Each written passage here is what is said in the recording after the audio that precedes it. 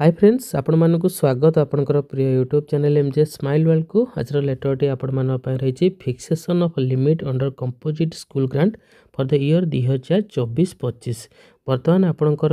2024-25 वर्ष पर आपणकर कंपोजिट स्कूल ग्रांटर सीमा निर्धारण करा जदि हम देखा लेटरटी आपणकर Odisha school education program authority तरफ लेटर नंबर रही 11214 डेट रही 25/11/2024 लेटरटी आपणकर ऑल डीओ कम डीपीसी समग्र शिक्षा ओडिशा पाखु करा देखंतु आपणकर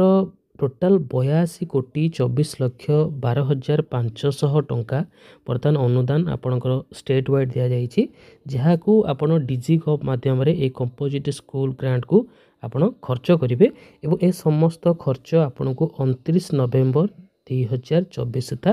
करने पड़ो जहाँ भी आपणकर गाइडलाइंस रही आम ऑलरेडी पूर्व वीडियो रे आलोचना करथिले आपण माने किपरि कंपोजिट स्कूल ग्रांट को खर्च करेंगे जमती जानिछंती आपणकर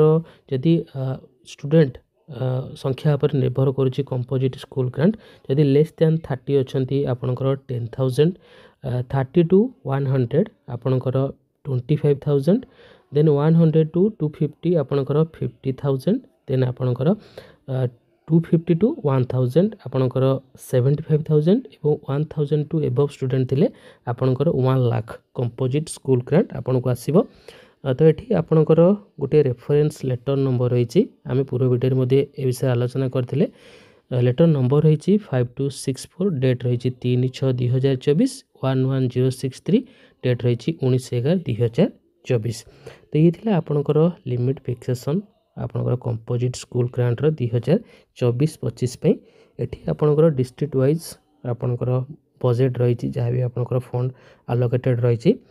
या डिटेल्स आपण पाई परिबे मो सिंपली ए वीडियो डिस्क्रिप्शन बॉक्स रे आपण को ए पीडीएफ आपण मान पाई रही utilisation of composite grant for procurement और development of books and TLM for FLN and MLE तो देखंतु एफएलएन एवं एमएलई बहिर क्रय एवं विकास पई आपण माने कंपोजिट स्कूल ग्रांट को व्यवहार करि परिबे। तो लेटरटी आपनकर Odisha school education program authority तरफ करा जायछि लेटर नंबर रही 11063 डेट रही 19/11/2024 लेटरटी आपनकर ऑल डीओ कम डीपीसी समग्र शिक्षा ओडिशा पाव करा जायछि। जदि लेटरटी को संपूर्ण रूपे देखिबा एबे आपण कंपोजिट स्कूल ग्रांट को व्यवहार करि परिबे आपनकर एफएलएन एंड एमएलई बहिर क्रय एवं विकास पई ता सहित आपणकर एफएलएन एवं एमएलई आपणकर जो अन्य आनुषंगिक सामग्री रही जहाँ द्वारा आपणकर श्रेणी कक्षरे पिलामानकर दक्षता बुद्धि हेबारे साहाय्य करिवो से समस्त कार्य पई आपण माने कंपोजिट स्कूल ग्रांट को व्यवहार करि परिबे। पूर्वरु आपण मान पई गोटे लेटर करा जायतिला 3/6/2024 रे से आपणकर डिटेल्स रही आपण माने कंपोजिट स्कूल ग्रांट को केमळी भाबे व्यवहार करिवे ता सहित आपणकर केउ विद्यालय पई केते फंड आपणकर दिया जायछि तो एही अनुदान जो दिया जायछि विद्यालय को यह छात्र छात्री संख्या पर निर्भर करे जेमति कि 30 रु कम छात्र छात्री थिबा विद्यालय पई 10,000 टंका 30 रु 100 मध्ये थिबा विद्यालय पई 25,000 100 रु 250 थिबा छात्र छात्री विद्यालय पई 50,000 250 रु 1000 थिबा छात्र छात्री पई आपनकर जो विद्यालय रे अछंती 75,000 एवं 1,000 रु अधिक थिबा छात्र छात्री विद्यालय पई आपनकर 1 लाख टंकार कंपोजिट ग्रांट दिया जाउछि। तो जो कंपोजिट ग्रांट आपण व्यवहार करिवे स्वच्छता एक्शन प्लान पई आपनकर 10% कंपोजिट स्कूल अनुदान व्यवहार करा जिवो जेमति कि सेथे रही शौचालय निरापद पानीय जल परी विद्यालय सुविधा गुड़िकर रक्षणाबेक्षण एवं सफा करबा इत्यादि ता सहित आपनकर जल परिमल एवं स्वच्छता जोटा कि आपनकर वाश रही तार भित्तिभूमि पे व्यवहार करिवे साबुन सहित आपनकर हाथ धोइबा जोटा रही हैंड वाशिंग विथ सोप से व्यवहार करेंगे ऑपरेशन मेंटेनेंस पे व्यवहार करेंगे आचरणगत परिवर्तन कार्यकलाप जेपरिक डस्टबिन व्यवहार सुखिला और ओदा वर्ज्यवस्तु पृथक करने इत्यादि कैपेसिटी बिल्डिंग विद्यालय परिवेशर सौंदर्यकरण इत्यादि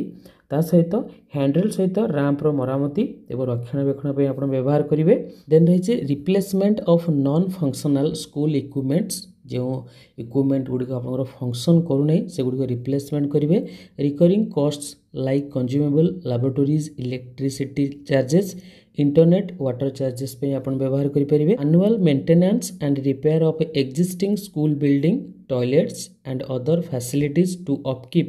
the infrastructure in good condition। ଭିତ୍ତିଭୂମିକୁ ଭଲ ସ୍ଥିତିରେ ରଖିବା ପାଇଁ ବିଦ୍ୟାଳୟ କୋଠା, ଶୌଚାଳୟ ଏବଂ ଅନ୍ୟାନ୍ୟ ସୁବିଧା ଗୁଡ଼ିକର